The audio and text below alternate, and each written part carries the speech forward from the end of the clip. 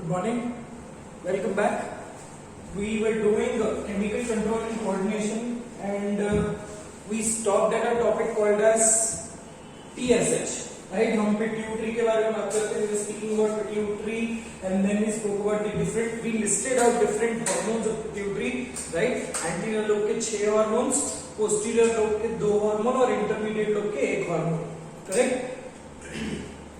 So now and primarily we spoke about the most important hormone, that is growth hormone, also referred to as somatotrophin, है ना.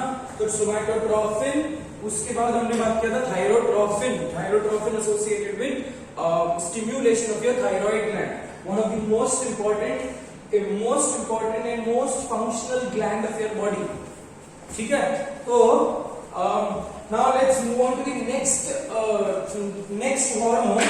Primarily अब TSH continue किया था, उसी से related, उसी से सिमिलैरिटी वाला एक हार्मोन ले लेते हैं, that is ACTH. The third hormone which we talk about is ACTH. Full form क्या बेटा? Adreno corticotrophic hormone. ACTH का form. This hormone is also referred to as corticotropin. क्यों corticotropin? Because adrenal cortex को stimulate कर रहा है. Adrenal cortex is an endocrine gland. So tropic hormone कौन सा है बेटा? जो which are secreted from one particular endocrine gland and which stimulates some other endocrine gland. Cool. So adrenocorticotropic hormone or adrenocortic or corticotropin. Simply corticotropin. ठीक है. Chemical nature क्या होगा? Again, what I told you that majorly all your pituitary hormones are peptide or proteins in nature. So, chemical nature is peptide.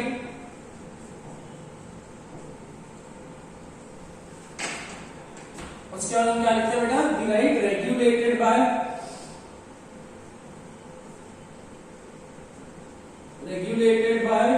कौन regulate कर रहा है? ACTH को. The positive feedback is given by CRF या ARH. ठीक है. And the negative feedback is given by adrenal cortex के hormones, या फिर in simple words cortical hormones. ठीक है. There is no inhibiting factor which is being produced by the hypothalamus. ठीक है. इनहिबिटिंग फैक्टर क्या है? इनहिबिटिंग फैक्टर अपना खुद का, मतलब एड्रिनल कॉर्टेक्स का खुद का हार्मोन है. Cool. So regulated by, and then what do we write? We write the target. Target क्या है बेटा? It acts on all the three layers of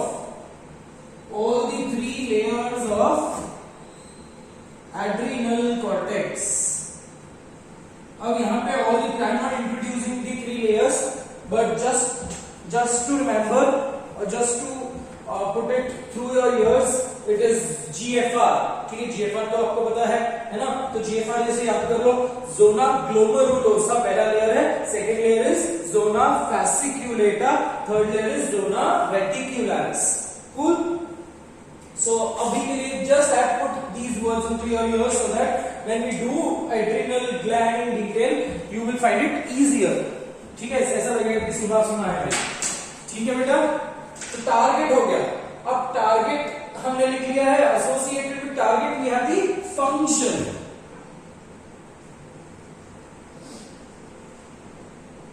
so what is the function? पहला चीज G&D, growth and development of adrenal cortex.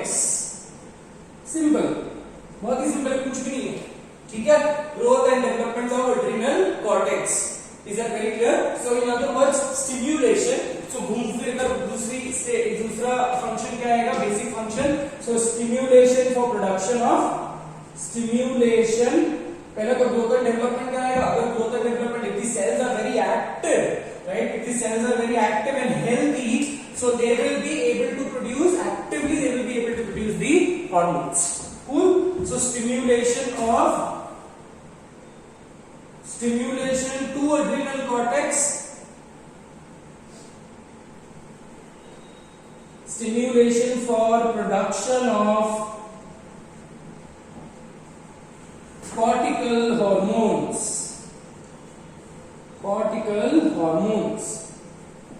ठीक है बेटा, बहुत basic है, बहुत इतना ही है। तो कॉर्टिकल हार्मोन्स को हम दूसरा नाम क्या बोलेंगे, कॉर्टिकल हार्मोन्स को we also call it as corticoids.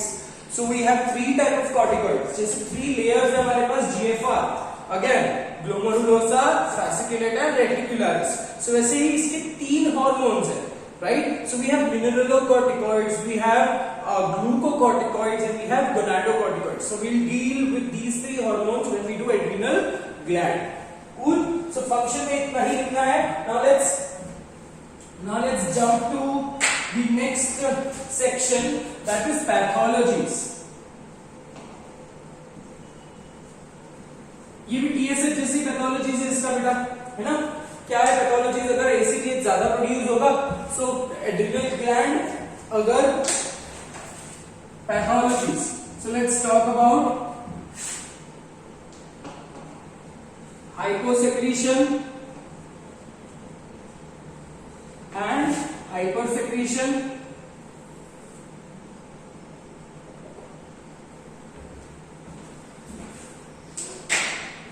अगर हाइपोसेक्रेशन हुआ, कॉमन सेंस लगाओ, अगर ACTH ज्यादा प्रोड्यूस हुआ तो what will happen, it will excessively stimulate the adrenal gland to grow। so अगर एक सेल बहुत repeatedly grow कर रहा है या डिवाइड कर रहा है, तो chances of cancer increases। so under this section we will write adrenal, क्या होगा, adrenal hypertrophy leading to adrenal cancer। sorry my mistake, यहाँ हाइपोसेक्रेशन पे लिखना है बेटा, सॉरी मेरे को लगा था यहाँ पे हाइपर लिखा है मैंने। हाइपोसेक्रेशन में क्या होगा, पहले हाइपर लिख लेते हैं, since we were talking about hyper, let's write up hyper. So क्या होगा, adrenal hypertrophy leading to adrenal, which might lead to adrenal cancer। ठीक है, वैसे ही हाइपोसेक्रेशन होगा तो क्या होगा, adrenal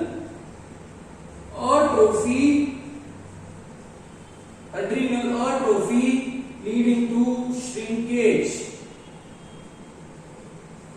of adrenal gland।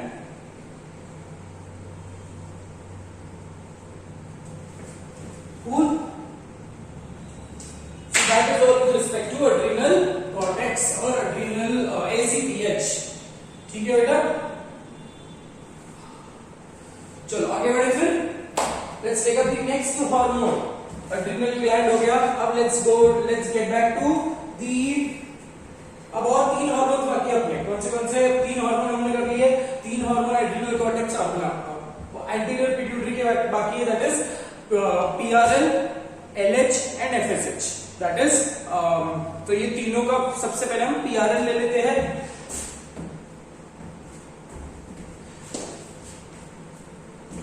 So let's take up the 4th hormone,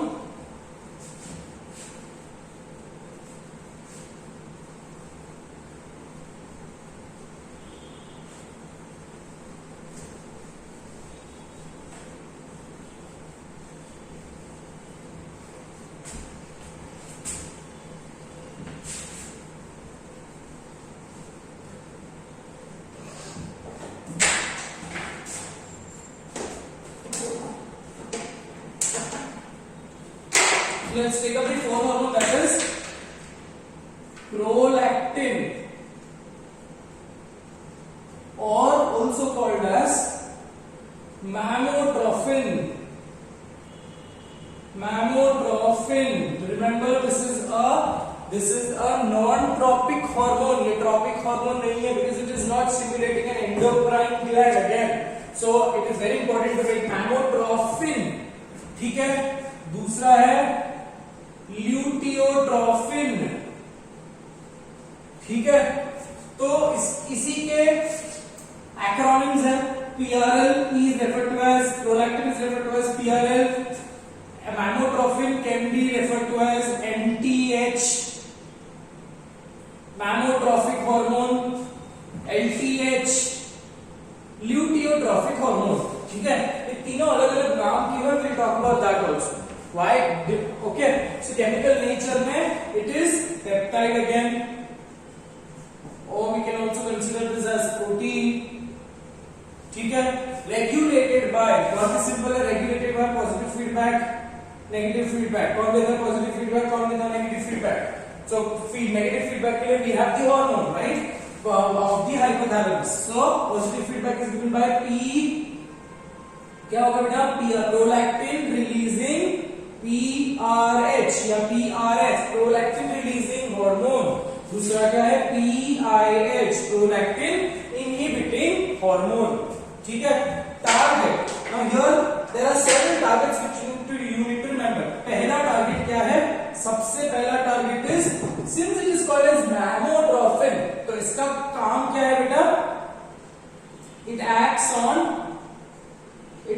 on mammary glands, cells of the mammary glands. मतलब in other words, glandular epithelium of the mammary glands. Because इसका function क्या है? Prolactin का function क्या है? Associated with milk production. So ये हो गया पहला function. ठीक है, पहला target. दूसरा target क्या है बेटा? दूसरा target is the corpus luteum. Corpus luteum of the ovaries.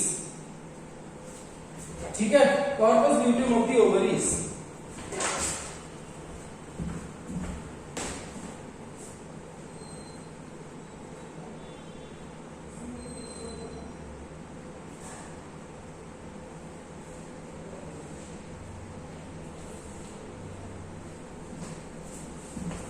Okay, corpus luteum of the ovaries. So since it is acting on the mammary glands, we call it as MTH. Since it is acting on the corpus luteum, it is called as LTH. अब corpus luteum आपने कहीं 10th standard में पढ़ा होगा, but it's okay if you don't remember this. Corpus luteum is a temporary structure which is formed after the 14 days of the menstrual cycle का period. Right, so it is. We'll talk about corpus luteum. It is a temporary structure which is being formed. Corpus का मतलब है corpus, referring to body. Luteum refers to yellowish body. So here it is a small yellowish body which is being produced post ovulation. Ovary में egg का formation होगा. Egg का ovulation के बाद जो remnant बचता है from the graphic follicle, that regresses and corpus luteum is produced. And that corpus luteum का function क्या है? Major इसका function is to produce progesterone, one of the most important hormone associated with menstrual cycle. ठीक है, corpus luteum के बारे में detail में हम लोग अभी थोड़े से टाइम में luteinizing hormone में पढ़ेंगे. So for now you only remember corpus luteum. ठीक है, so दो target है. According to the target, the name has been changed. Very clear on that? Now let's talk about the function. पहला function क्या होगा बेटा? अब लिखा हुआ है कि since it is acting on the mammary glands, so first function is milk production, G&D of mammary glands. दूसरा क्या होगा? Stimulation of milk production.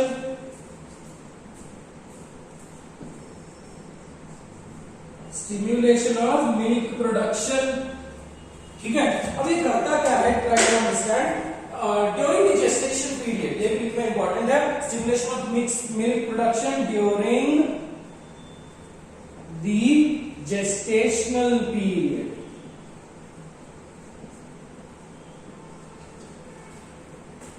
So now PRL का role in males is absolutely negligible, but यही है one of the important hormone which is associated with milk production.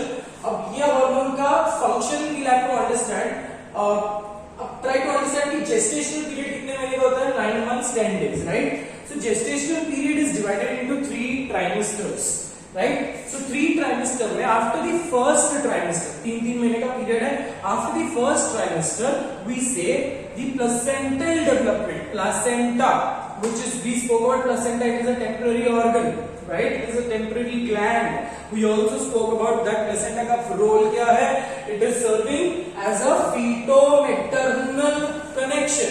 Mother के body से nutrients, है ना, gases, all of them are being exchanged into the fetus, and fetus excretory molecules are being excreted or exchanged into the mother's blood. So it is serving as a partition or a connection between the fetus and the mother. Correct? और ये भी बात है कि placenta का पूरा development कब तक होता है बेटा? By 3 months. इसलिए हम बोलते हैं कि MTP, that is medical termination of the pregnancy, is only allowed till 3 months, because इसका एक रीजन ये है, बेटा कि when you talk about placental development or placenta formation involves rich blood supply, because mother से almost सारी चीजें, सारी nutrients जो है that goes to the fetus, right, with respect to the blood. Correct? So placental development requires rich blood supply with rich vasculature, right? So post 3 months हम ये बोलते हैं कि medical termination of pregnancy नहीं होनी चाहिए, because it might be very fatal to the mother, because complete placenta का development हो गया है, right? अब placenta का after this, see, understand, it remains 3 महीने तक प्लेसेंटा का डेवलपमेंट हो जाता है. We'll do this completely, हमको ये स्टडी करना है with respect to a chapter called as human reproduction. But basic information याद कर लो कि 3 months तक प्लेसेंटा का डेवलपमेंट हुआ, उसके बाद 6 months तक placenta is associated with hormone production and also associated with the supply of nutrients to the child. After the delivery, that is parturition, there is something called as secondary delivery of the placenta. जैसे ही बच्चे की delivery हो जाती है, within 20 to 30 minutes, the placenta also is delivered. So technically, the placenta is also removed from the uterus. Why? Because अभी placenta का कोई role नहीं है. Correct? अब placenta also is associated with production of hormones. मैंने आपको यही बताया कि placenta majorly pituitary के pituitary जैसा सारे hormones produce करता है.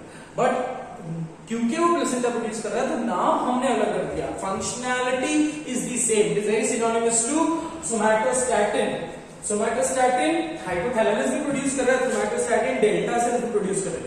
The mode of action, the activity is similar, but the target is different and the source is different.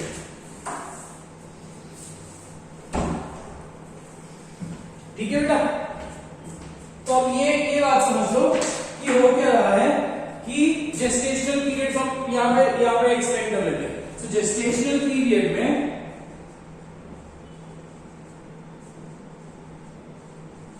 Gestational period is for the 9 months. ठीक है? 9 months डिवाइडेड इनटू 3 ट्राइमेस्टर्स. ठीक है? 3 trimesters. सो हम इसको लिख लेते हैं first trimester, second trimester and third trimester. What is the characteristic role of the first trimester? कि यहां पे प्लेसेंटा का फॉर्मेशन कंप्लीट हो जाता है, और थर्ड ट्राइमेस्टर के बाद क्या होता है? पार्चुरेशन. ठीक है? Now in this particular context कि प्लेसेंटा का डेवलपमेंट होने तक, है ना, प्लेसेंटा का डेवलपमेंट होने तक कॉर्पस ल्यूटियम को मेंटेन करना पड़ेगा. इस कॉर्पस ल्यूटियम का रोल क्या है? What is the function of corpus luteum? Production of progesterone. ठीक है? यहां पे लिखता हूं मैं, corpus luteum is associated with production of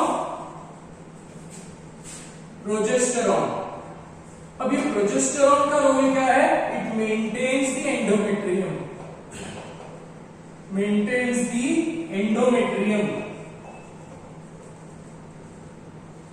of uterus. ठीक है? अब अगर एंडोमेट्रियम मेंटेन नहीं होगा बेटा, देखो अंडरस्टैंड, अगर एंडोमेट्रियम मेंटेन नहीं होगा तो what will happen? There is the endometrium will fall, है ना. What is the endometrium? Basically जो this is that layer which is being formed and which breaks off, which sludges off in the every menstrual cycle, मतलब in rough totality में अगर बात करूं, सो 0 से लेकर 14th डे तक एंडोमेट्रियम रिपेयर हो रहा है, मतलब टेक्निकली 0 से लेकर 5 तक तो ब्लीडिंग हुई, right, on an average we consider, और उसके बाद एंडोमेट्रियम का रिपेयर होता है, रिपेयरिंग मतलब the cells undergo mitosis and the entire endometrium which was absolutely a very thick layer, the endometrium starts to become thicker and thicker and thicker. ठीक है, ये किसके प्रेजेंस में हो रहा है? In presence of oestrogen. Cool. अब oestrogen ने ये रिपेयर तो कर दिया, अब 14th डे पे ओव्यूलेशन होता है, करेक्ट. अब लॉजिक क्या लगता है? Why do you ovulate? If ovulation takes place and if on the contrary the egg gets fertilised, है ना, अगर एग फर्टिलाइज नहीं हुआ तो एंडोमेट्रियम का भी यूज नहीं है, एग का भी यूज नहीं है. So after the next 14 days, मतलब on an average 23rd day के बाद प्रोजेस्टेरॉन का लेवल कम होने लगता है, endometrium falls, right. So repair करवाने का काम किसका है? ईस्ट्रोजन का. मेंटेन करने का काम किसका है? सर, जैसे हम बोलते हैं ना कि एक बिल्डिंग का मेंटेनेंस की रिक्वायरमेंट है, हम हर गाड़ी की सर्विसिंग की रिक्वायरमेंट होती है, तो मतलब मेंटेन करके रखना. सेल्स को माइटोसिस करवाने का काम कौन कर रहा है?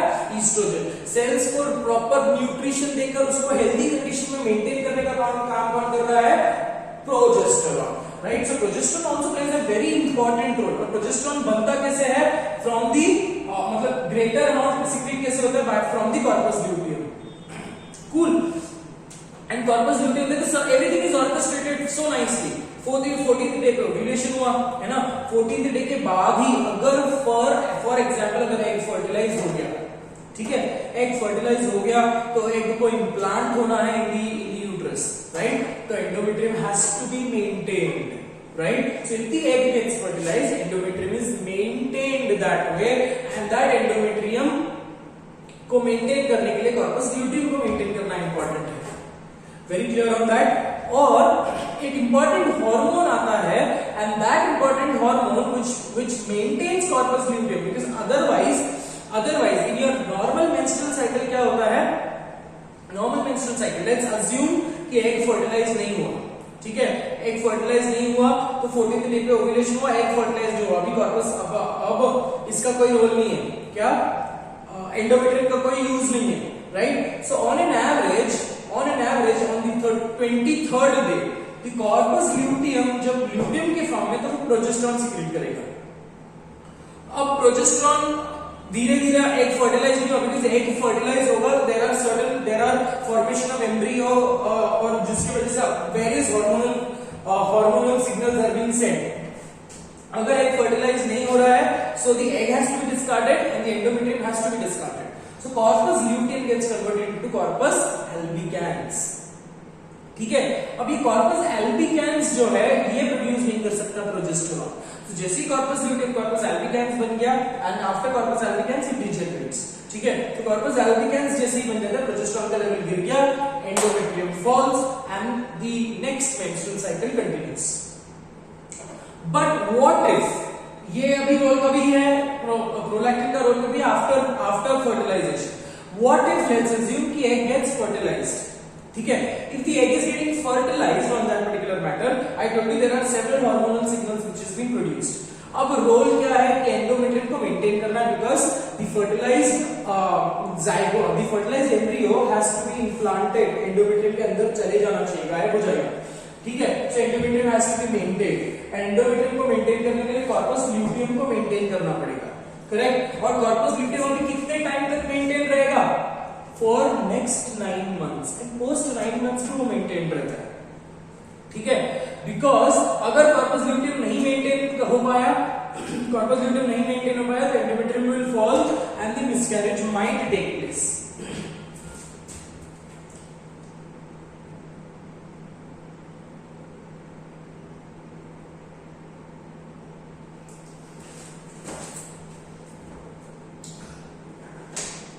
Okay, this was the basic information which we need to know with respect to PRG, with respect to corpus luteum. Now let's come back to prolactin. So पहले 3 महीने तक, ठीक है, प्लेसेंटा का फॉर्मेशन होना ही है, एंड आफ्टर 3 मंथ्स जैसे प्लेसेंटा बन गया, placenta is I told you it's a temporary endocrine gland and placenta produce करता है एक hormone called as human chorionic gonadotropin HCG. It is the same hormone HCG. It is the same hormone which has been tested on that Prega News pregnancy kit, है ना. Pregnancy kit में urine में HCG का content check किया जाता है, उससे पता चलता है कि आई टोल्ड यू दिस कि फर्टिलाइजेशन हो गया तो तुरंत प्रोडक्शन ऑफ HCG चालू हो जाएगा, बट HCG का अभी तक रोल आया नहीं है. ठीक है, HCG का रोल अगर नहीं है तो HCG का काम अभी कौन कर रहा है? Prolactin. What is the role of HCG? I told you human chorionic gonadotropin. नाम देखो, gonadotropin. Can I say LHNFSH is also gonadotropin? Correct. So chorionic gonadotropin gonads को न्यूट्रिशन देने वाला, right? So उसका काम कौन कर रहा है? प्रोलैक्टिन. ठीक है. So in the first till the placental formation, prolactin is stimulating the corpus luteum. ये तो मिल्क प्रोडक्शन का लिख लिया. अब दूसरा फंक्शन यहां पे लिखते हैं बेटा. ठीक है. So till this placenta का formation, the corpus luteum is maintained. Corpus luteum is maintained by prolactin. ठीक है. तो पहले 3 महीने पे प्रोलैक्टिन का रोल है एंड कॉर्पस ल्यूटियम मेंटेन होगा. कॉर्पस ल्यूटियम मेंटेन होगा तो प्रोजेस्टेरॉन रहेगा. प्रोजेस्टेरॉन रहा तो endometrium will be absolutely maintained. ठीक है. अब आफ्टर दैट फर्स्ट ट्राइमेस्टर हो गया, 3 महीने के बाद प्लेसेंटा का फॉर्मेशन हो गया. उसके बाद एंडोमेट्रियम को कौन मेंटेन कर रहा है? एंडोमेट्रियम को कौन मेंटेन कर रहा है?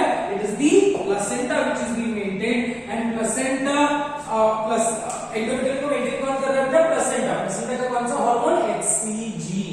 Right. So for the next 6 months कौन मेंटेन कर रहा है एंडोमेट्रियम को? HCG. ठीक है. So now parturition takes place. अब पार्चुरेशन हो गया.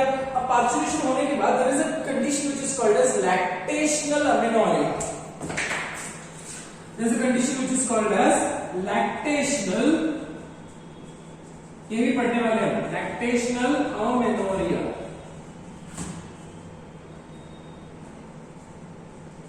ठीक है. Lactational amenorrhoea refers to, lactation का मतलब है लैक्टेटिंग, मिल्क प्रोड्यूसिंग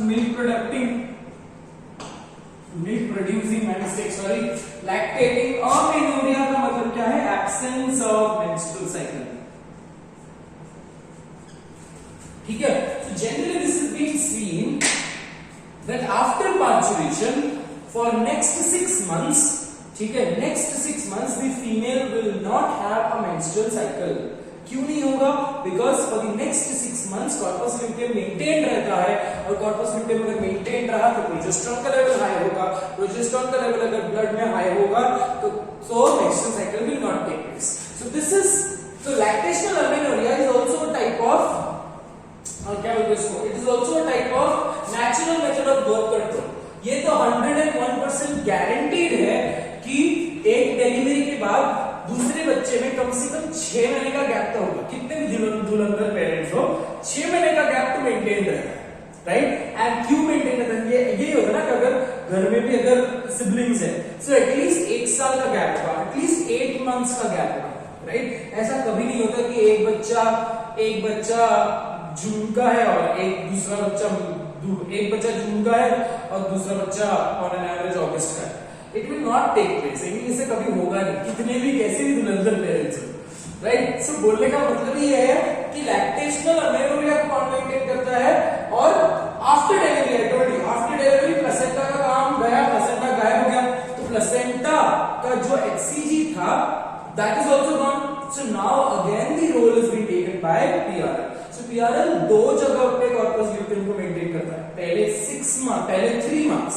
ठीक है. within the first trimester till placenta formation it is stimulating corpus luteum to maintain and to produce progesterone. after delivery वापस corpus luteum को मेंटेन कौन कर रहा है? corpus luteum को मेंटेन कौन कर रहा है? PRL. very clear. so cocktail placenta का फॉर्मेशन कौन मेंटेन कर रहा है? PRL. So first 3 months PRL, ठीक है, उसके बाद 6 मंथ्स कौन मेंटेन कर रहा है, अगेन PRL, ठीक है, उसके बीच का 6 मंथ्स कौन मेंटेन करता है, hormone called as HCG। Very clear. So let's write down the function again, इतना समझ गया होगा आपको, तो let's write down the function. Mammotropin नहीं बोलते हैं, इसके 2 फंक्शन हमने लिख लिए। कूल।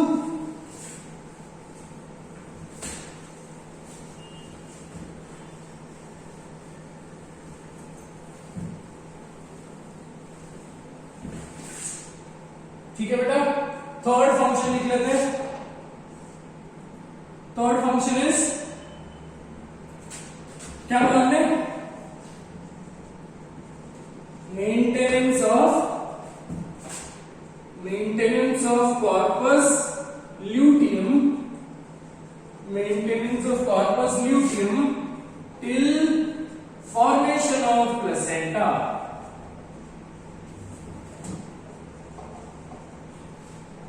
ठीक है, दूसरा फंक्शन क्या बोला हमने, again same, maintenance of corpus luteum post parturition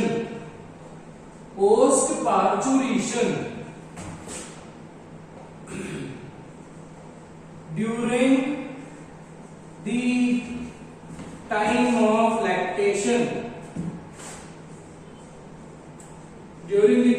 lactation, on an average about 6 months। ठीक है, सो इसी में लिख लेंगे hence causes lactational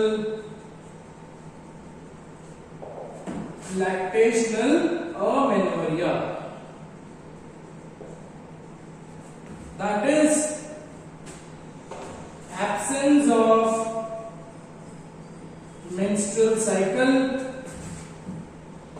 during lactation। ठीक है बेटा, तो इतना आपको फंक्शन समझ गया है, ठीक है। स्पेसिफिकली PRL का कोई हाइपोसेक्रीशन पैथोलॉजीज नहीं है आपके सिलेबस में, सो फॉरगेट इट, ठीक है। इसके ये 4 मेजर फंक्शंस थे which we need to remember, और फंक्शंस क्या है, एक्सेसरी फंक्शंस लिखने हैं हमको, associated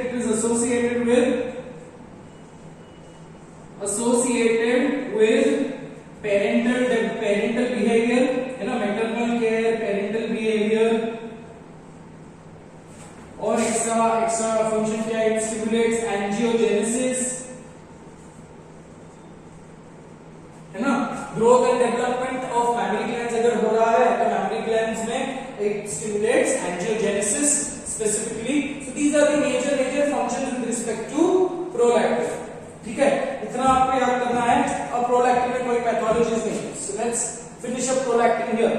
I hope this is very clear. ये हार्मोन बहुत इंपॉर्टेंट है, ये हार्मोन इंपॉर्टेंट इसलिए है because again you will be studying this in a chapter called as human reproduction में ये चैप्टर के gonadotropins that is FSH, LH, progesterone, oestrogen and prolactin, ये 5 हार्मोन आपको कैसे भी करके इस चैप्टर से उसका एक्सट्रैक्ट निकालकर वहां पे वापस हम लोग ये रिवाइज करेंगे। We are not doing it once again.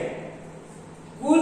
सो 2 जगह पे prolactin is maintained corpus luteum, I told you, within the first 3 months and first 3 months of the pregnancy till placenta का फॉर्मेशन कॉर्पस लुटियम मेंटेन करेगा। उसके बाद parturition के बाद till the next 6 months, so total में on an average 9 months prolactin का काम होता है। After 6 months lactational amenorrhea prolactin का काम खत्म हो जाता है, मतलब in the blood there will be no amount of prolactin which will be seen. Very clear. In males prolactin का रोल स्पेसिफिकली नहीं है कि आप गूगल कर सकते हो, ओके, बट ऐसा बोला है कि China is making up certain male contraceptive birth pills, ठीक है। So prolactin is associated with, अब ये एक्स्ट्रा इंफॉर्मेशन है बेटा, prolactin is associated with increased infertility in males, ठीक है। सो मेल के कंसीडरेशन में प्रोलैक्टिन को नहीं पढ़ेंगे, इतना ही आपके सिलेबस की कॉन्टेक्स्ट में है, so let's stick to this much, ठीक है, shall we move on to the next hormone and that next hormone is gonadotrophin.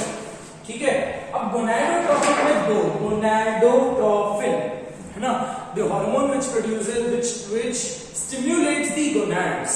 Gonads male में testis, फीमेल में ovaries, करेक्ट। और gonadotropins में दो हार्मोन्स आते हैं। I told you these two hormones are also female में, it is also associated with menstrual cycle। ठीक है, तो वो भी हम लोग बात करेंगे। let's try to understand these two hormones। ठीक है, so सबसे पहले we'll take up FSH and then we'll take up LH। अब इसको हम लोग ऐसे ही पढ़ेंगे, मेल और फीमेल में साथ में पढ़ने वाले हैं। ठीक है, मेल में इसका फंक्शन अलग है, फीमेल में इसका फंक्शन अलग है। ठीक है, इतना अगर आपने लिख लिया है ऐसे रफ में तो ठीक है, अदरवाइज हमें देखेंगे। 2 मिनट रुक जाओ, पानी में लो।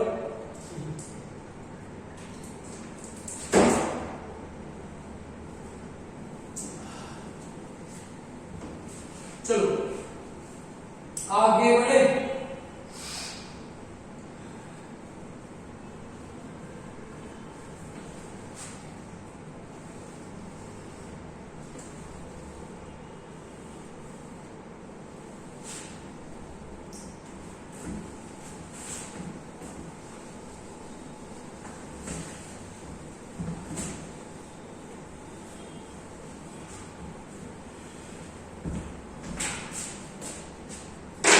hormone which we talk, third हो गया, fourth हो गया, fifth करना है, fifth hormone। So fifth hormone is FSH, called as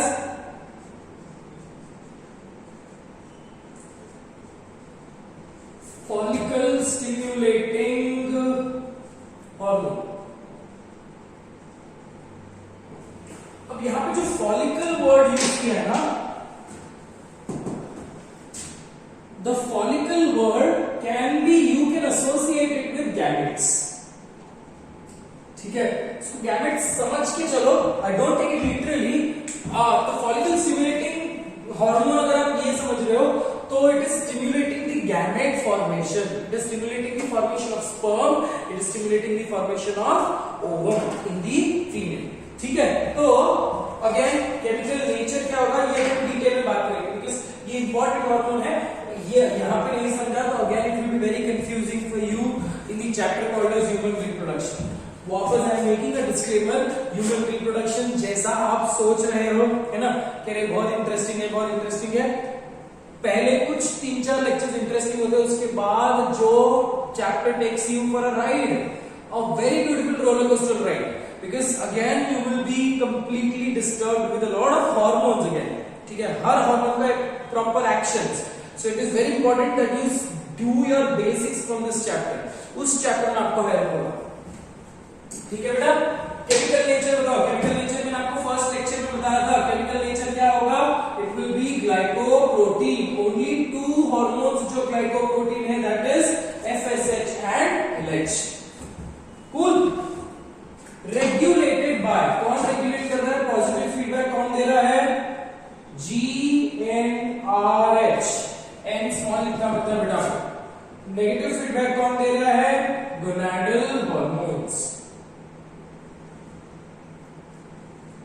gonadal hormones. Okay, अच्छा टारगेट में भी थोड़ा सा फंक्शन को नीचे लिख दे। टारगेट में आपको पता है मेल और फीमेल दो में होगा। ठीक है, सो टारगेट मेल में अलग होगा, टारगेट फीमेल में अलग होगा। ठीक है, सो टारगेट मेल में क्या होगा बेटा, फीमेल में क्या होगा, डेफिनेटली मेल में ये डिफरेंट टाइप ऑफ सेल्स को स्टिमुलेट करेगा। I told you it is stimulating what, it is stimulating the formation of sperm in the male, correct. So इसका जो टारगेट सेल होगा, that target cell is sertoli cells. अब sertoli cells को हम बोलेंगे nursing cells. ठीक है, मतलब it is technically associated with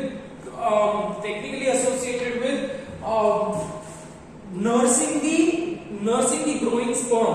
ठीक है, मतलब न्यूट्रिशन प्रोवाइड करना स्पर्म को।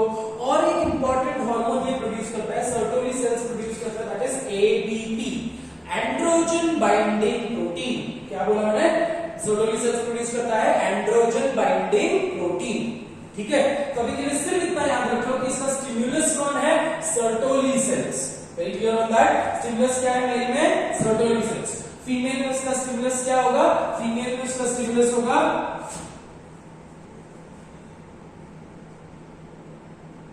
Ovarian granulosa cells.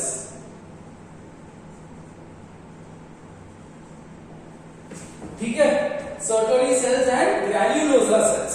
ये सिर्फ अभी के लिए सिर्फ इतना टारगेट याद कर लो, ठीक है। और उसके फंक्शन में हम लोग लिखेंगे कि सर्टोली सेल्स का फंक्शन क्या है, क्या करता है, what does FSH do to Sertoli cells and what does FSH do to granulosa cells.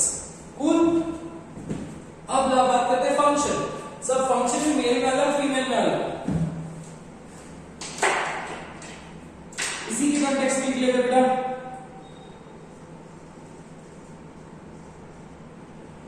ठीक है, अब मेल में स्टिमुलेटिंग दी सर्टोली सेल्स। अब sertoli sales will produce production of ABP, androgen binding protein. अब ये एंड्रोजन बाइंडिंग प्रोटीन जो होगा that will be in the lumen of the seminiferous tubule.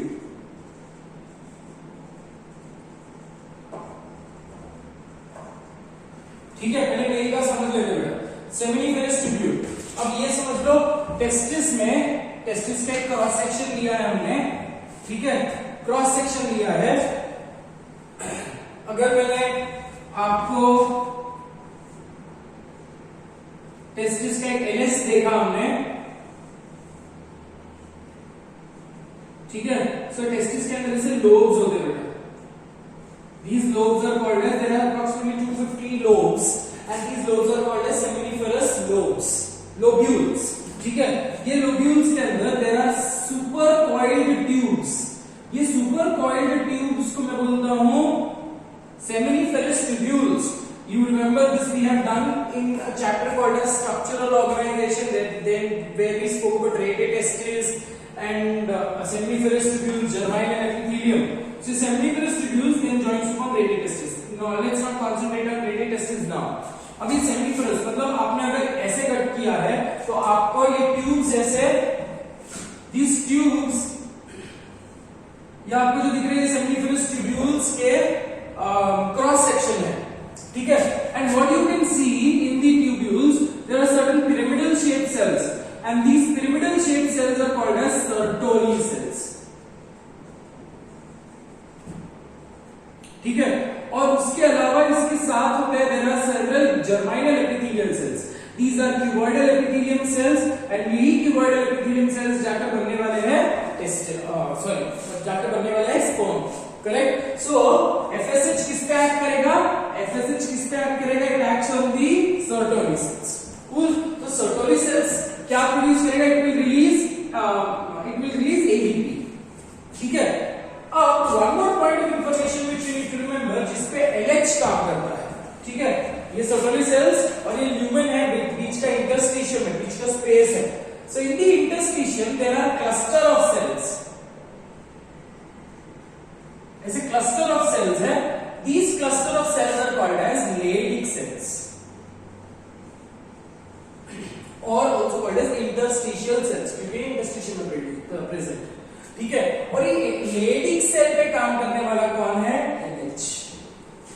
और both of them are very orchestrated, एक के बिना दूसरा काम नहीं कर सकता, ठीक है। सो लेडिक सेल पे स्टिमुलेशन कौन दे रहा है? LH। लेडिक सेल का फंक्शन क्या है? सर्टोली सेल्स का फंक्शन क्या है? ABP। लेडिक सेल का फंक्शन क्या है? To secrete testosterone. एंड ये तो बात हमको पता है कि अगर टेस्टोस्टेरोन ज्यादा है तो स्पर्म प्रोडक्शन ज्यादा होगा। हम बोलते हैं ना कि because of the reason for infertility is low testosterone. अब टेस्टोस्टेरोन कम है, क्यों कम है? तो स्पर्मेटोजेनेसिस कम होगा, करेक्ट। तो स्पर्मेटोजेनेसिस अगर कम होगा, स्पर्मेटोजेनेसिस कम होगा, ये रोल देखो, ठीक है। स्पर्म प्रोडक्शन, लॉजिक लगाओ, स्पर्म प्रोडक्शन तो यहाँ पे हो रहा है और टेस्टोस्टेरोन तो इंटेस्टाइन में प्रोड्यूस हो रहा है। Then how is testosterone related to spermatogenesis? Technically तो ये होना चाहिए, FSH अगर नहीं रहा तो ये होना चाहिए, क्या स्पर्मेटोजेनेसिस होना चाहिए। तो in other words why do we say that testosterone कम होने की वजह से हो रहा है? ठीक है, अब लॉजिक ये है बेटा कि testosterone is important for spermatogenesis, FSH is important for ADP production. ठीक है, ये जो एडीपी है, these ADP will be produced and they will be concentrated in the lumen of the intestine, lumen of the seminiferous tubule। ठीक है, ADP का नाम क्या, एंड्रोजन बाइंडिंग प्रोटीन, ये मैग्नेट है। ठीक है, ये एंड्रोजन को बाइंड करेगा। ठीक है, it will trap, it will get the testosterone, मतलब लेडिक सेल है, लेडिक सेल ने टेस्टोस्टेरोन प्रोड्यूस किया है और टेस्टोस्टेरोन कहां पे है, इंटरस्टिशियम में है। But unless and until this testosterone moves into this interstitial lumen, spermatogenesis cannot take place, right? So ADP क्या करेगा? ADP acts as a magnet. It is a binding protein, so it helps to concentrate the testosterone from the interstitium to the lumen. So testosterone आकर ये ADP पे bind हो जाएगा। तो घूम फिर कर बात क्या है कि ADP is responsible to escort, to drag और to get the testosterone from the interstitium into the lumen, thereby facilitating spermatogenesis. समझ गया बेटा? ठीक है, सो घूम फिर कर एलएच भी इंपॉर्टेंट है। एलएच अगर नहीं रहा तो टेस्टोस्टेरोन नहीं रहेगा, टेस्टोस्टेरोन नहीं रहा तो अंदर जाएगा प्रोटीन, करेक्ट। एफएसएच नहीं रहा तो एबीपी नहीं रहेगा, एबीपी और मतलब वही है कि एबीपी नहीं रहा तो टेस्टोस्टेरोन अंदर नहीं जा पाएगा। अभी understand it? So both of these hormones are very important for production, for spermatogenesis, but दोनों का अलग-अलग साथ-साथ का अलग-अलग फंक्शन है। ठीक है, इसका अलग फंक्शन, उसका अलग function, but both of them are unanimously they are working in harmony to bring out one common function, that is spermatogenesis. इतना आपको समझाया बेटा? ठीक है, तो मैं ये चीज अभी पूछ देता हूं यहां से।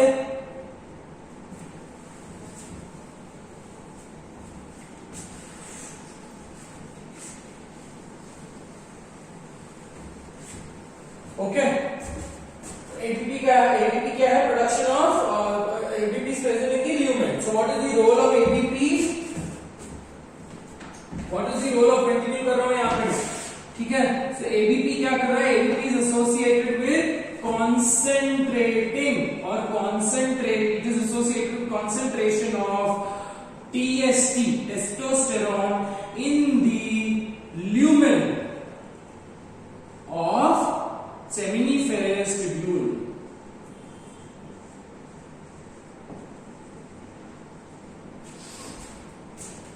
Very clear? तो फीमेल में इसका फंक्शन ये है, क्लियर है? अगर ये होगा तो क्या होगा? Active spermatogenesis. मतलब काम डायरेक्ट नहीं है, काम ऐसा है घूम कर हो जाएगा। ठीक है बेटा? चलो come back to female. Female में ग्रैन्युलोसा सेल्स, और फीमेल में होता क्या है? Try to understand. फीमेल में we call it as a follicle, because एक सेंट्रल oocyte होती है, एंड ये सेंट्रल oocyte पे, this is the cross section of the ovary. ठीक है, oocyte अंदर बन रहा है, और बीच में there are several stromal cells, बहुत सारे ऐसे बीच के मेड्यूला के सेल्स होंगे। ठीक है, अब ये जो स्ट्रोमल सेल्स है, they are referred to as follicular cells. क्यों? क्योंकि ये फॉलिकल बनाएंगे, राइट? सो फॉलिक्यूलोजेनेसिस मतलब technically here oocyte is a cell. इस सेल के ऊपर जो ल्यूमेन के फॉलिकुलर सेल्स है, they start binding on this particular cell. Because हम बोलते हैं ना कि ovum is the largest cell. ठीक है, ये पूरा जो यूनिट है उसको हम ओवम बोलेंगे। oocyte एक सेल है, उसके ऊपर जैसे जैसे ही ये फॉलिकुलर सेल्स बनने लगते हैं, the size of the ovum increases. अब दिखने के लिए मेरे को ओवम बड़ा बड़ा दिखने जाता है। Are you understanding it? So in other words, जैसे ही follicular cells of the lumen, it binds on the secondary, it binds on the oocyte. अब ये oocyte पे जैसे ही bind हो जाता है, the cytoplasm becomes dense, and the cytoplasm becomes dense and it can be seen, मतलब there are granules of estrogen which can be seen. अब because the cytoplasm becomes dense, since the granules are seen, now the same follicular cells are renamed as granulosa cells. समझा बेटा? है ना? तो follicular sales, एक जमाने में follicular cell उनका नाम था और अब उनका नाम क्या हो गया, granulosa cells, right? So it helps the granulosa cells to properly stick. अब इसका नाम क्या हो गया, ग्रैन्युलोसा सेल्स. और ग्रैन्युलोसा सेल्स चिपकते जाते हैं and the size of the egg increases and धीरे-धीरे these size, now अब मैं इसको बोलूँगा primary follicle, secondary follicle according to this size. primary follicle सबसे छोटा रहेगा, single layer of granulosa cells. उसके बाद double layer, triple layer of cells में primary oocyte, उसके बाद secondary oocyte, उसके बाद मैं oocyte बोल रहा हूँ क्या गलती, उसके बाद primary follicle, उसके बाद secondary follicle, उसके बाद tertiary follicle. ठीक है, टर्शियरी फॉलिकल में फ्लूइड फिल्ड स्पेस आती है. This is how your tertiary follicle will look. बड़ा सा फॉलिकल होगा, एक कोने पे कहीं पे तो एग होगा and egg will be surrounded by number of granulosa cells और बीच में से गैप आ जाती है. ठीक है, and that gap is filled with a fluid called as liquor folliculi. ठीक है, अब लॉजिक देखो, मैंने आपको बताया कि लॉजिक क्या है. ग्रैन्युलोसा सेल्स, जितना ग्रैन्युलोसा सेल्स मतलब फॉलिकुलर सेल्स जब तक वो ल्यूमेन में है तो it will not produce oestrogen. जैसे ही वो oocyte पे आता है उसका नाम चेंज होकर वो बन जाता है granulosa cells. And granulosa cells contain granules of oestrogen. इसका मतलब जितना ज्यादा ग्रैन्युलोसा सेल उतना ज्यादा ईस्ट्रोजन. सो एक लेयर रहा तो कम ईस्ट्रोजन. धीरे धीरे the layers, multiple layers of the estrogen keeps on increasing, and as the multiple layers of the estrogen keeps on multiple layers of the granulosa cell keeps on increasing, estrogen का amount in the blood also keeps on increasing. ठीक है, एक बार ये Graafian follicle आ गई, इसका मतलब इसमें सबसे ज्यादा एस्ट्रोजन का प्रोडक्शन होगा. अब क्या होगा, only from this Graafian follicle, only from this Graafian follicle on the 14th day, ठीक है, 14th डे ये सिर्फ एक ओवम और कुछ सेल्स ऑफ द कुछ ग्रैन्युलोसा सेल्स इस पे जो होते हैं they are removed. This process is called as ovulation. ठीक है, और बाकी का जो बचता है, मतलब ये ओव्यूलेशन हो गया और फिर क्या बचा, बाकी का जो भी बचा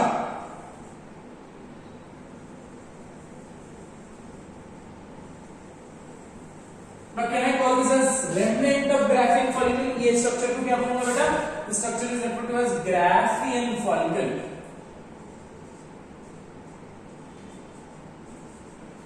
ठीक है, ओव्यूलेशन 14th डे पे हो गया. अब बचा क्या, अब बचा ये Graafian follicle का remnant, है ना. अब यही remnant क्या हो जाएगा, this remnant will start to regress, size में छोटा होता जाएगा.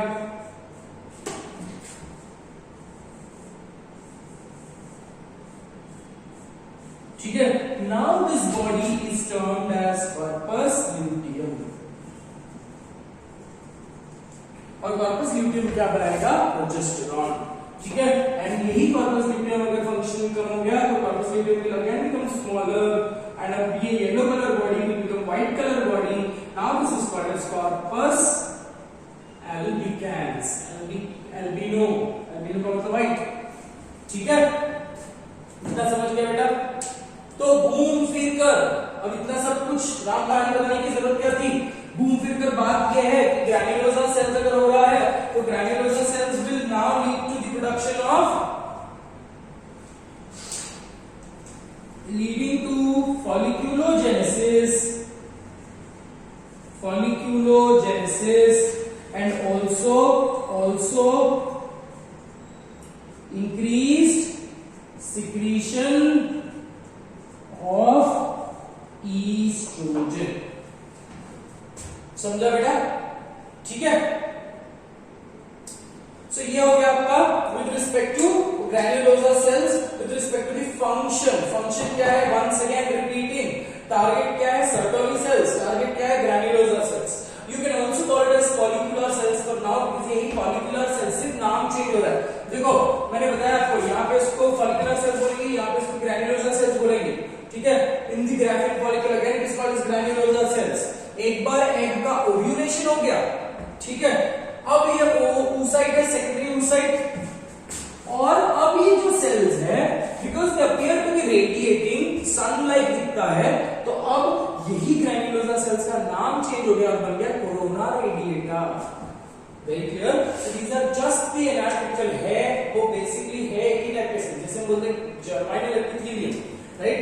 जैसे जर्माइनल एपिथेलियम के आगे आगे स्टेजेस बनते हैं, है तो सेम सेल, बट स्टेजेस में उसका नाम चेंज हो जाता है। सिमिलरली यहाँ पे भी at certain places the cell has a specific name.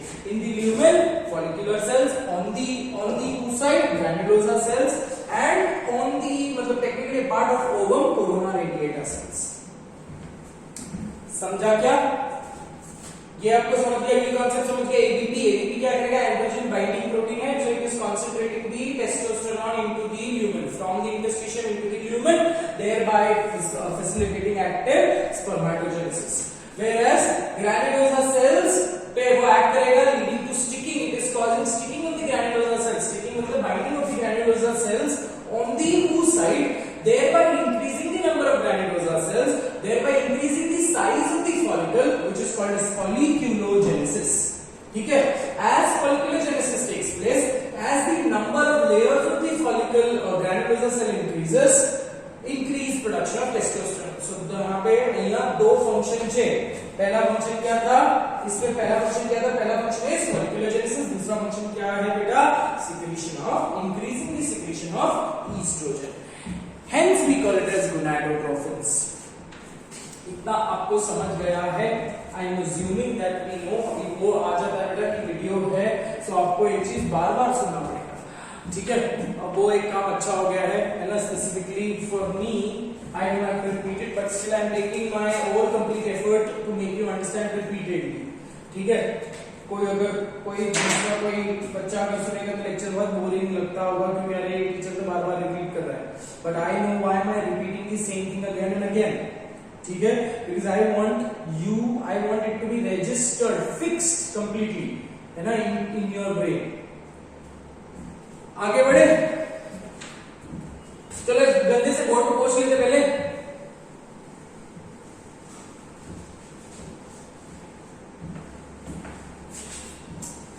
तो फंक्शन हो गया बेटा। चलो अब मेरे को लॉजिक लगाओ, थोड़ा सा दिमाग लगाओ, अब पैथोलॉजीज बता देते हैं। चलो ठीक है, क्या होगा पैथोलॉजीज? क्या होगा? What will happen if FSH is produced in large amount? What will happen if FSH is produced in less amount? ठीक है?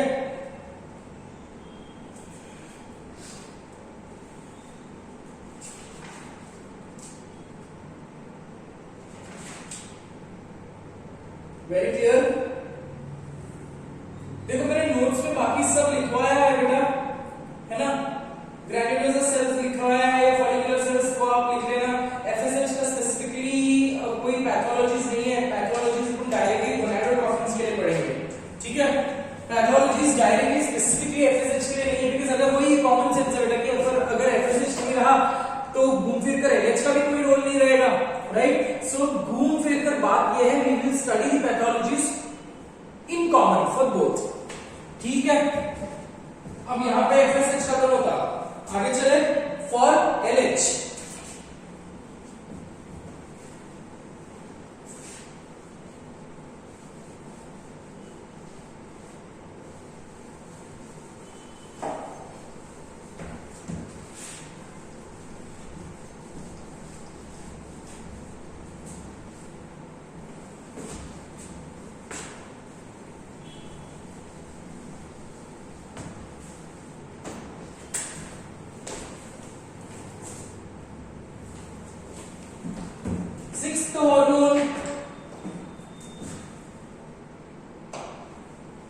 Sixth hormone is LH. LH also called as luteinizing hormone.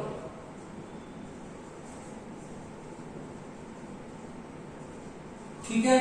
Also called as ICSH. अब ICSH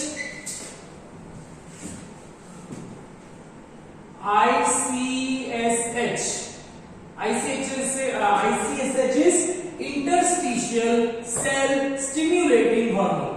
ICSH हम word use करेंगे only for male because it is stimulating the IC cells, Leydig cells. देखो L for lewd, L for LH, L for ladies, बहुत ही simple है, ठीक है। Chemical nature क्या है बेटा? It is glycoprotein, regulated by, चलो फटाफट लिखिए, एक फॉर्मेलिटी है, मैं कैसे लग रहा क्या कर रहा हूं ना, शादी की कार्ड बांट रहा हूं, formality, such a nice example. Regulated by increased secretion कौन कर रहा है? GnRH, डिक्रीज सिक्रीशन कौन कर रहा है? Gonadal hormones.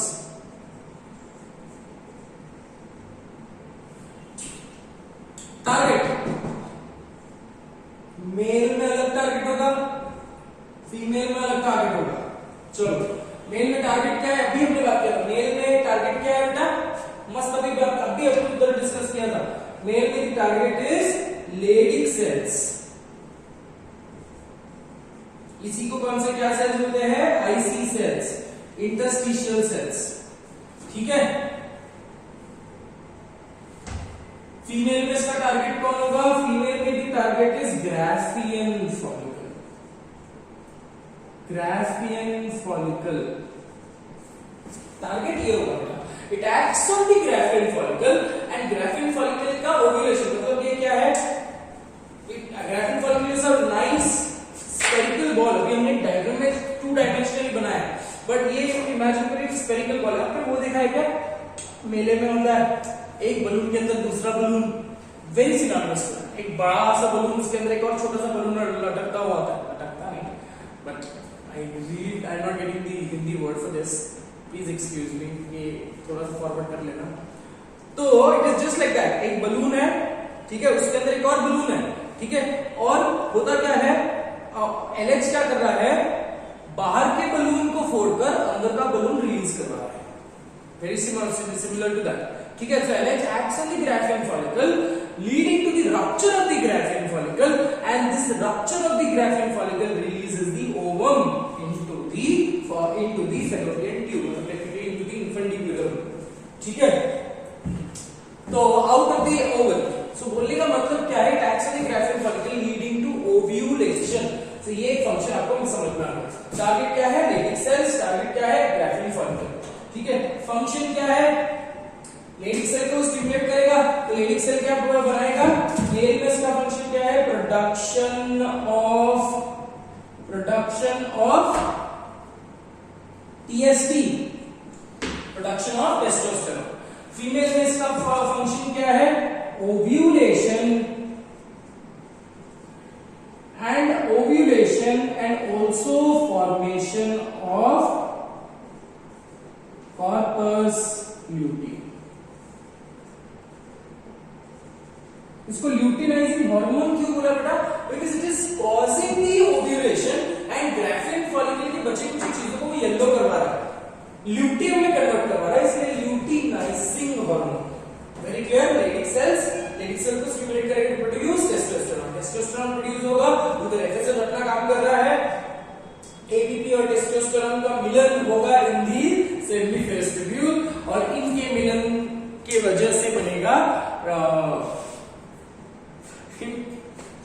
इनके बाइंडिंग से बनेगा एक्टिवली स्पर्म सेल्स।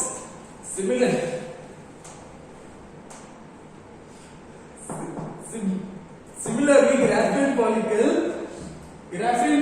में ग्राफिन फॉलिकल का ओव्यूलेशन होगा, मतलब टेक्निकली, और LH will act on the graphene follicle leading to ovulation, and ovulation होने के बाद जो बचा कुछ चीज है वो बन जाएगा कॉर्पस ल्यूटियम, एंड अल्टीमेटली घूम फिर कर हार्मोनल रोल क्या है बताओ मेरे को भी। अब कॉर्पस ल्यूटियम बन गया तो अल्टीमेटली घूम फिर कर मैं ये बोल सकता हूँ कि LH रहा तो प्रोजेस्टेरॉन बनेगा, right. So LH is indirectly influencing the secretion of progesterone. Very clear. There FSH in female was indirectly influencing the production of estrogen. यहाँ पे लॉजिक पता है ना उधर का, more and more granulosa cell, more and more estrogen. यहाँ पे ovulation की ओर कॉर्पस ल्यूटियम बन गया एंड प्रोजेस्टेरॉन। सो घूम फिर कर बात क्या है आपको समझ गया। ये डिटेल में हम लोग बात करने वाले हैं in topic called as menstrual cycle in human reproduction. Again बहुत सारे बच्चों के इसमें मार्क्स चले जाते हैं, but trust me on this particular point, है ना। if you do it as I teach you, as we follow in this particular class, तो आप कभी आपको कभी इस टॉपिक से गलतियां होंगी नहीं, ठीक है। चलो आगे बढ़े, फिर फंक्शन हो गया। अब चलो पैथोलॉजीज बात करते हैं। फंक्शन में इतना ही है बेटा, pathologies.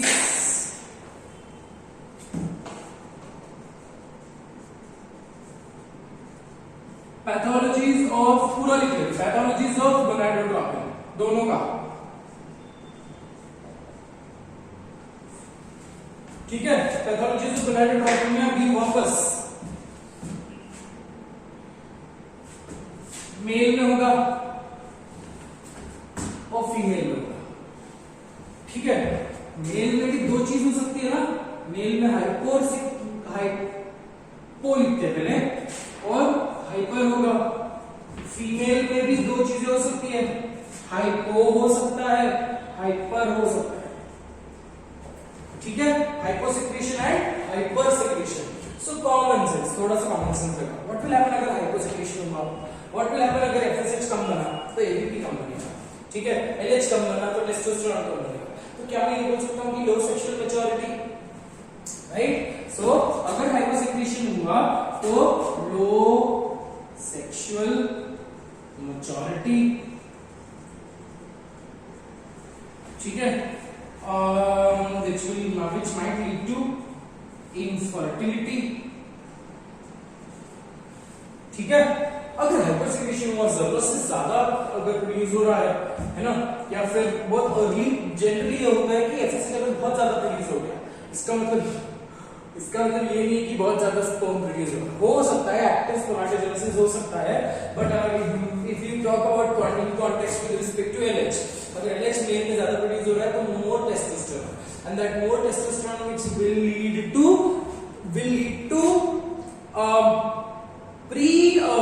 will lead to untimely sexual maturity. Untimely sexual maturity को जो word है that is referred to as sexual precocity, leading to sexual precocity. Sexual precocity का मतलब क्या है? Early puberty. मतलब males में puberty is reached by the age of 13 to 14. In this particular condition क्या होगा कि मेल में puberty जो आएगा that will somewhere down the line will be by the age of 11 to 12, है ना। Generally male में it is 13 to 14, female में it is 11 to 12, ठीक है। ये घूम जाएगा early puberty on the average age of 11 to 12। ये आपने स्कूल वगैरह में देखा है ना, कुछ बच्चे 7th स्टैंडर्ड में होते हैं, कुछ बच्चे 6th स्टैंडर्ड में होते हैं, और एकदम ठीक आदमी हम जैसे पूछे आ जाती है। So that is a case of sexual precocity. जब बहुत ज्यादा प्रोड्यूस हुआ तो सेक्सुअल प्रिकॉसिटी होगा।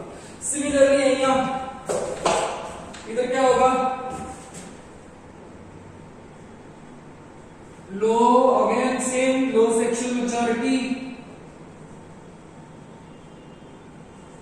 low sexual maturity leading to infertility, low follicular formation, infertility। और यहाँ पर अगर हाइपर सेक्रेशन हुआ तो क्या होगा, सेक्सुअल, बहुत जल्दी sexual प्रिकॉसिटी, leading to puberty at the age of 8 to 9, puberty at the age of 9 to 10 years। कुछ बच्चे 8 to 10 years दिया है, that is absolutely fine. We take up one particular age का 1 year का डिफरेंस। इतना समझा बेटा? एंटीरियर पिट्यूटरी के सारे हार्मोन खत्म, ठीक है। अब इंटरमीडिएट, आज पिट्यूटरी खत्म कर लेते हैं, पीनियल में स्टार्ट करता हूं मैं आज, बिकॉज़ बहुत सारी चीजें हो गया है, बट पिट्यूटरी खत्म करते हैं। I will not leave this particular class without completing pituitary.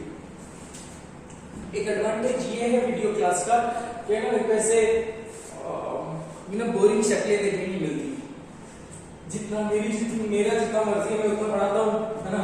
जैसे क्लास में सर टाइम हो गया, हमको भूख लग रही है, सारे खादाड़ उठ के चले जाते, उठ के चले नहीं जाते, वो तो आप कैसे जा सकते हो, मैं क्लास में हूँ तब तक।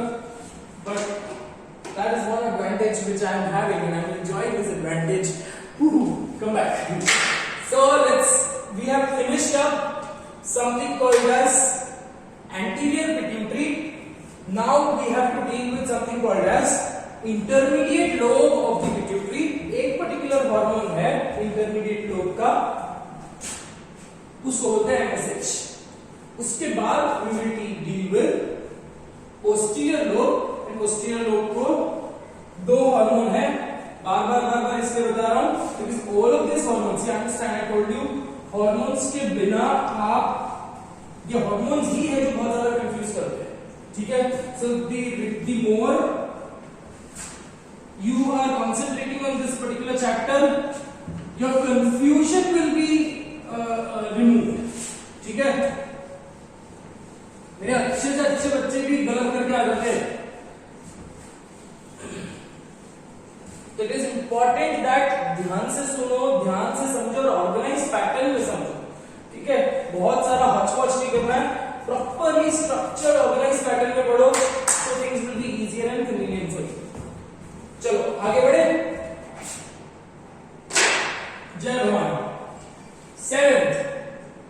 सेवेंथ हार्मोन क्या है बेटा? एडिनोहाइपोफाइसिस का seventh hormone is MSH. Correct? MSH associated with melanocyte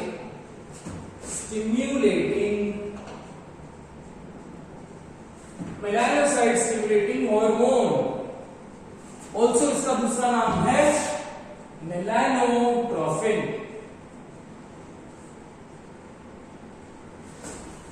ठीक है. अगेन केमिकल नेचर क्या है इसका? Peptide. Regulated by positive feedback. कौन दे रहा है पॉजिटिव फीडबैक? अच्छा, I hope we know what is positive feedback, I hope we know what is negative feedback. ठीक है, बार मैं नहीं बताऊंगा, तो भी चलो वीडियो में बता रहा हूं, रजिस्टर हो जाएगी. What is positive feedback? Is one hormone is increasing the production of another hormone that is called as positive feedback. है ना. तो आप लोग भी फीडबैक देते हो, करेक्ट है ना. कोई टीचर आता है, आप लोग फीडबैक देते हो. अगर पॉजिटिव फीडबैक दिया मतलब टीचर कंटिन्यू करेगा, he will continue to function, है ना. अगर नेगेटिव फीडबैक दिया, जो आप लोग बहुत देते हो, तो the teacher will stop to, तो उसका काम रोक देगा. तो घूम फिर कर बात क्या है यहाँ पे? One hormone gives a positive feedback to another hormone, to the gland to produce another hormone. ठीक है. so, एक हार्मोन दूसरा हार्मोन का सिक्रीशन को इंक्रीज करेगा, पॉजिटिव फीडबैक. एक हार्मोन दूसरा हार्मोन का सिक्रीशन को डिक्रीज करेगा, नेगेटिव फीडबैक. वीडियो में रजिस्टर करवा रहा हूं बार अब मैं क्लास में यही बोलूंगा. अगर किसी ने पूछा कि फीडबैक पता है, अगर किसी ने भी ना बोला तो मैं यही बोलूंगा, you have the link with you, video में देखिए ना. I will not be wasting my words, है ना. Anyways, I get paid for my words, right? Anyways, come back. कुछ भी बोल रहा हूँ ना, चलो बस regulated by लिखते हैं. Regulated by MRF या MRH and inhibited by MIH या MIF. ठीक है. MSH releasing hormone, MSH inhibiting hormone. Target क्या है? टारगेट नाम इसका है melanocyte. What do you mean by melanocyte? Melanocyte का मतलब क्या है? Melanin producing cells. मतलब technically when you talk about your skin cells, your skin, everyone has a particular skin tone, and that skin tone is due to production of melanin. Correct? More the amount of melanin, darker is your skin. Correct? But one particular context in human beings which you need to remember, that humans में skin color is controlled by genes. There are three specific genes A, B and C. ये A, B और C मैं अपने मन से नहीं बोल रहा और कुछ भी नहीं बोल रहा हूँ. A, B and C एक डेविड का एक्सपेरिमेंट है. आप लोग ये ट्राइहाइब्रिड क्रॉस पॉलीजेनिक इनहेरिटेंस में पढ़ोगे. ठीक है. So Davenport studied the genetic inheritance of skin color in humans. ठीक है. So humans में स्किन कलर और skin tone is associated with genes, polygenes. ठीक है, एक से ज्यादा जीन्स. करेक्ट. और इसके अलावा ह्यूमंस में skin tone is also affected by environmental factor, है ना. मतलब गोवा चले जाओ, काले हो गए, वापस आ जाओगे. करेक्ट. वापस शिमला चले जाओ गोरे होकर वापस आ जाओगे, ठंडियों में हम एकदम गोरे गोरे दिखते हैं, है ना। So environment also plays an important role.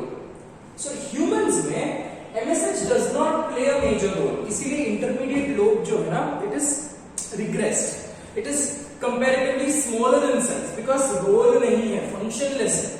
But when you talk about those organisms जहां पे आपने मेलेनिन का डिस्पर्सल देखा है, स्क्विड है ना, स्क्विड में कलर के क्रोमैटोफोर्स होते हैं एंड दीस क्रोमैटोफोर्स में मेलेनिन का कंटेंट इज एडजस्टेड, जिसकी वजह से they show a certain amount of luminescence, right. There are certain colour changing गिरगिट बोल रहा हूं, there are certain colour changing organism जो कैमोफ्लेज करवाते हैं, राइट। सो उसमें it is associated, this melanin is associated with dispersal, melanin का डिस्पर्सल होगा जिसकी वजह से the intensity of the colour is associated. For lower vertebrates, MSH is functional, intermediate lobe of the pituitary is functional, ठीक है। हमारे case में MSH is comparatively less developed because the role नहीं है हमारे में, ठीक है बेटा। So target हम यहाँ पे कि ऐसे लिखेंगे, टारगेट क्या है, melanocytes,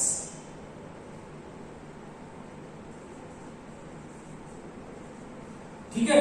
Let's in the target only we will write down that the pars intermedia, तो pars intermedia क्या है, it is regressed in size because in humans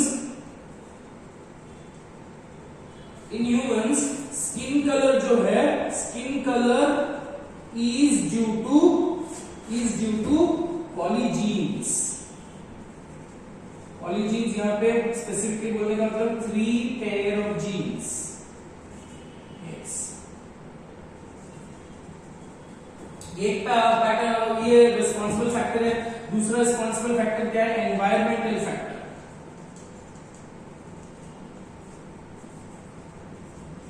environmental factor like sunlight, ये दो चीज रेगुलेट करते हैं योर स्किन कलर, ठीक है। So MSH does not play a major role in humans, ठीक है।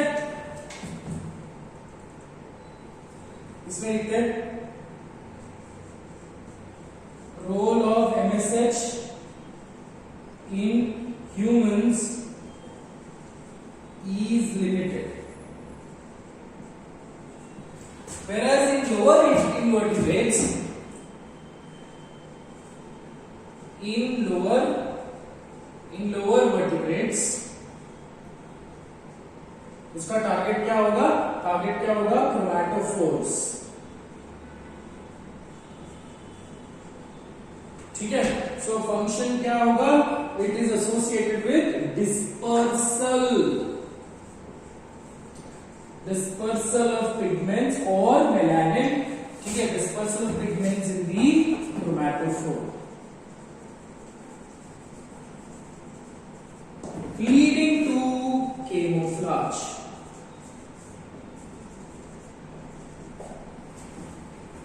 ठीक है बेटा।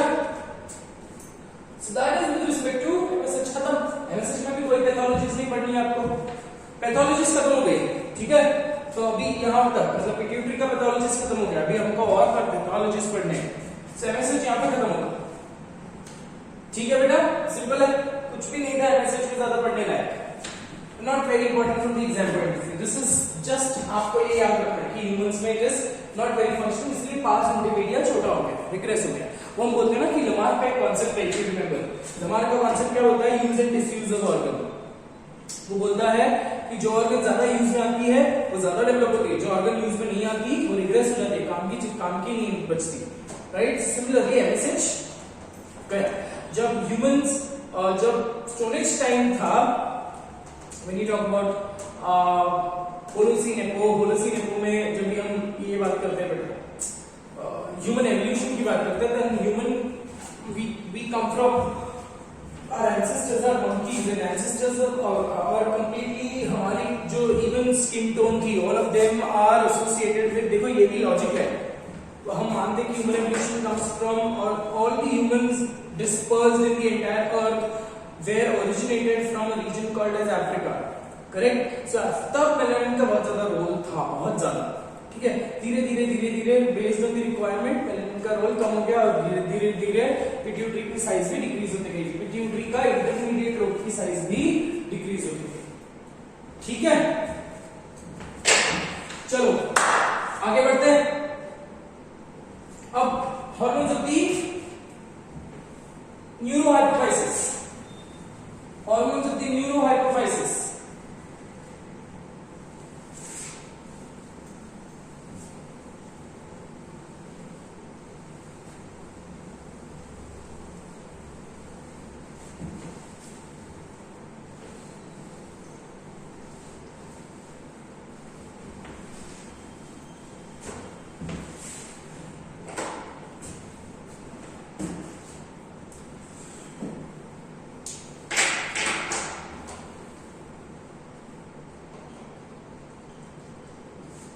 Hormones of neurohypophysis.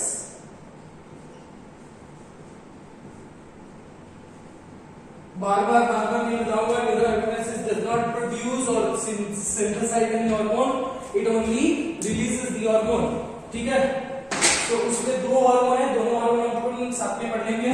तो अपन इसको अपन बनाते हैं table. So name of the hormone, chemical nature, target, function और डिसऑर्डर या पैथोलॉजीज। ठीक, तो लेट्स राइट डाउन। पहला हार्मोन क्या है, इसको दो कैटेगरी में लिखेंगे बेटा।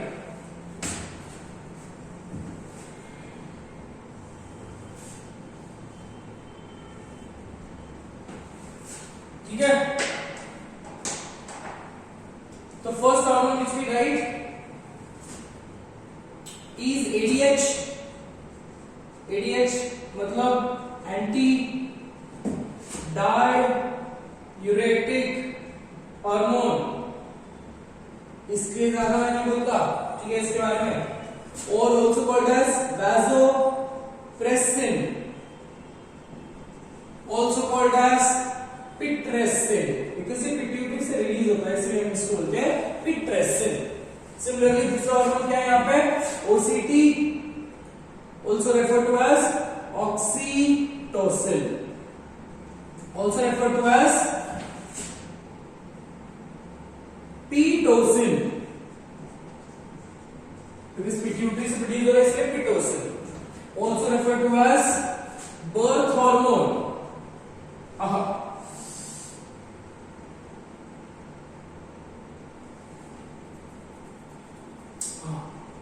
also referred to as birth hormone,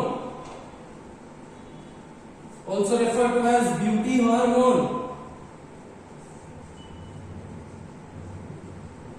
ठीक है, टारगेट क्या है, केमिकल नेचर क्या है इसका, peptide, 9 amino acids, peptide 9 amino acids. ठीक है, चलो टारगेट इंपॉर्टेंट है। टारगेट क्या होगा, हमको पता है कि एडीएच का टारगेट, दो टारगेट है नाम के हिसाब से। एंटी डाययूरेटिक दो इफेक्ट है ना इसमें। पहला इफेक्ट क्या होता है, the first effect is called as diuretic, anti diuretic effect. ठीक है, दूसरा इफेक्ट बोलते हैं प्रेशर इफेक्ट। सो इफेक्ट में, टारगेट में सबसे पहला टारगेट कौन सा होगा बेटा बताओ। सबसे पहला target will be DCT of nephrons. ठीक है, दूसरा टारगेट कौन होगा, ब्लड वेसल्स, मतलब इसका टारगेट होगा smooth muscles, smooth muscles of blood vessels. ठीक है, सिमिलरली ओसीटी को हम क्या बोलते हैं, वो भी OCT is called as birth hormone. मतलब टेक्निकली जो भी बर्थ होगा, human parturition is brought about by OCT. ठीक है, ऑक्सीटोसिन, ब्यूटी हार्मोन। और ये तो एक्स्ट्रा नाम है बिकॉज़ हम बोलते हैं कि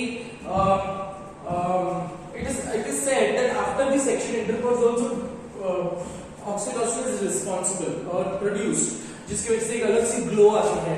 एक during the menstrual cycle also little amount of oxytocin is produced. Oxytocin is associated with glow, rejuvenating your skin etcetera. ठीक है, ये एक रोल है oxytocin. It is also target है। और दूसरा और एक हार्मोन बहुत इंपॉर्टेंट फंक्शन भूल गए, milk ejecting hormone. Milk production का हार्मोन कौन है? प्रोलैक्टिन। मिल्क इजेक्शन का हार्मोन कौन है? ऑक्सीटोसिन। मतलब technically milk will not be ejected out unless and until the mother experiences the suckling action of the baby, right? So when the mother, देखो बच्चे in the womb only they learn this technique, इसको genetic बोलो या habitual behavioral बोलो, habitual बोलो, but when you talk about the children, वो बच्चे अगर आप सोनोग्राफी में भी देखते हो तो बच्चा मुंडा चूसते रहते हैं, तो technically they know the suckling activity, right? As the mother receives mechanical stimulus of the suckling activity action of the child, the mother's hypothalamus will be stimulated to produce oxytocin. अब ये ऑक्सीटोसिन कहां पे जाकर काम करेगा? It will act in the myoepithelial cells, specialized modified epithelial cells, myoepithelial cells. ठीक है, myoepithelial cells वो है जिसके अंदर एक्टिन एंड मायोसिन की फिलामेंट्स होते हैं। ठीक है, so these myoepithelial cells will contract leading to injection of the milk. Very clear? milk store बनाकर स्टोर कौन करके रखा है? प्रोलैक्टिन। ठीक है, जैसे myoepithelial cells को वो एक्ट करेंगे, the myoepithelial cells will contract and the mammary lobules में से, mammary ducts में से, mammary ampulla में से the milk will be ejected out. ठीक है, तो पहला टारगेट क्या है? myoepithelial cells, myoepithelial cells of mammary glands.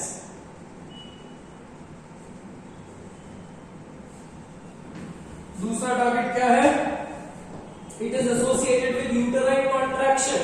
देखो पिटोसिन नाम दिया है ना, अगर during the delivery, no, if अगर normal delivery हो रही है and if the mother is not able to associate or mother is not able to contract, है ना, बोलते हैं जैसे डिलीवरी के टाइम पे भी डॉक्टर बेसिकली सेज है थोड़ा सा पुश करो, प्रेशर दो। अगर मदर थक जाती है तो एक छोटा सा इंजेक्शन, पिटोसिन का इंजेक्शन दिया जाता है।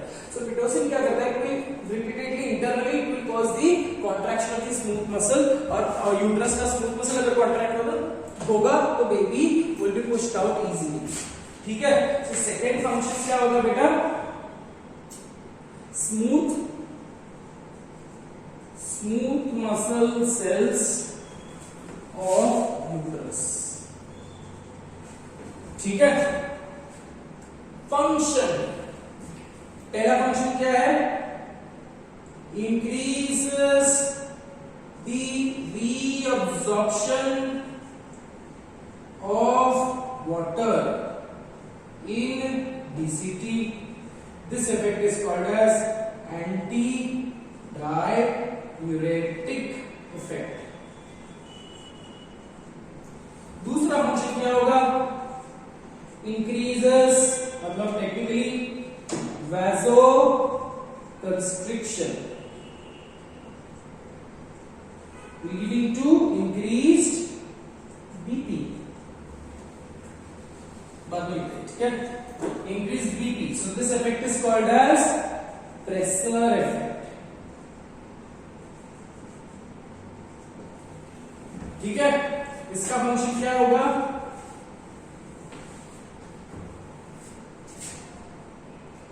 ejection of milk after receiving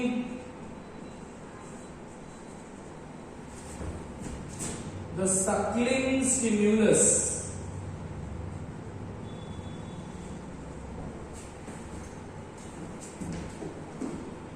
दूसरा क्या होगा?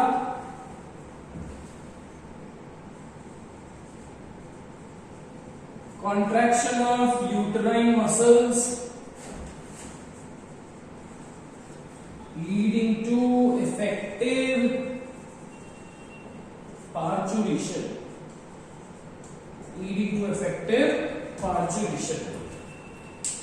ठीक है बेटा,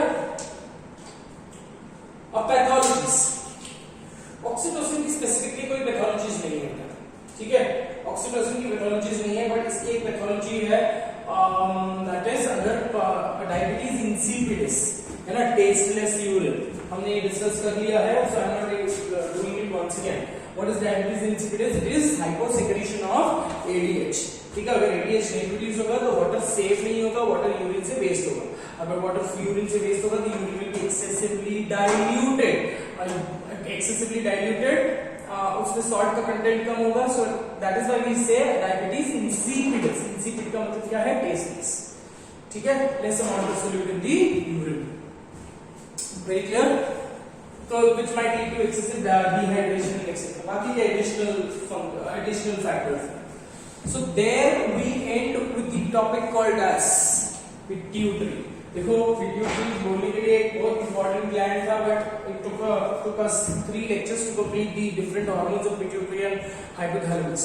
ठीक है, so अभी तक हमने एक ही gland खत्म किया है. We have to do something called as, in the next class we will do pineal and thymus.